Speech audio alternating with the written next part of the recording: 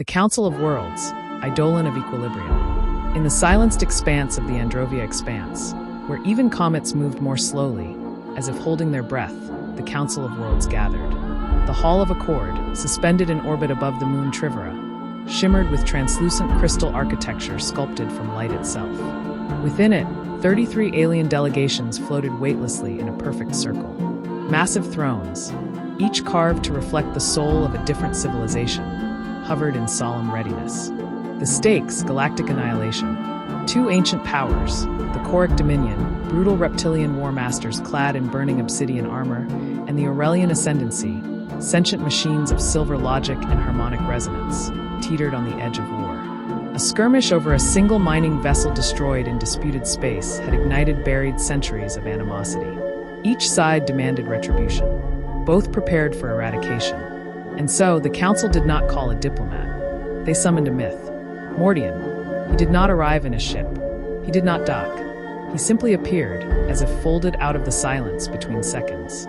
A small figure, cloaked in robes that shimmered like starlight caught in still water. Emerald green skin that glowed faintly from within. A glowing sigil marked his forehead. 3 concentric stars bound by a ring of silence. In his hands floated a softly pulsing orb of translation, but his presence made no noise. His eyes, galaxies swirled in his eyes. Some delegates gasped. Others fell silent in reverence. A few checked their instruments. Still no life signs, no mass, no signature.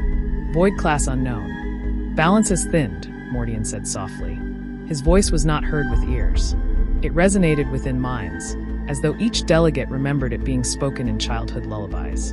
The universe holds its breath. I have come to return it. The Korrak warlord rose, towering over him.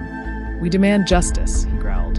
They destroyed our kin. The Aurelian chorus harmonized with emotionless precision. The intrusion was hostile. Protocol initiated defense. Your loss is a function of causality. Mordian stood unmoving. Truth dances between flame and frequency.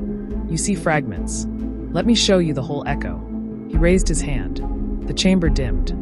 The orb bloomed into a holographic universe, not just visual, but sensory. The delegates felt time fold, smelled cosmic dust, and heard the dying pulse of a drifting star. They witnessed the Korrak mining vessel, adrift from a pulsar flare that shattered its NAV core. They saw the Aurelian satellites mark it as invasive, their fire unfeeling but swift. They felt the last heartbeat of a Korrak pilot's son whisper a name. The delegates flinched. Some wept. The Aurelian harmonics stuttered in grief. Mordian floated higher, robes fluttering in gravitic eddies that weren't there.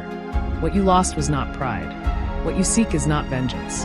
It is certainty, the illusion that war would satisfy your wound. He turned to the council. What grows in fire is ash. What grows in silence becomes starlight. Then Mordian's voice changed, deeper, older, like the language of collapsing quasars.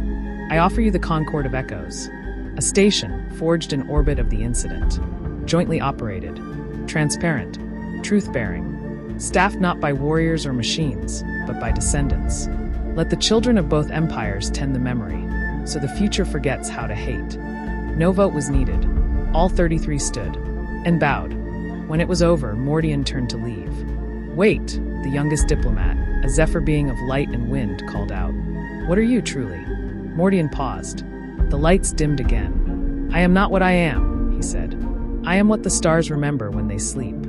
And he vanished, folding backward into the stillness between photons. Only the translator orb remained, glowing softly. From that day forward, peace held. Not by treaty, not by force, but by story, Mordian's story. And the Council of Worlds added a new title to their ancient records. Eidolon of Equilibrium, the one who speaks in silence.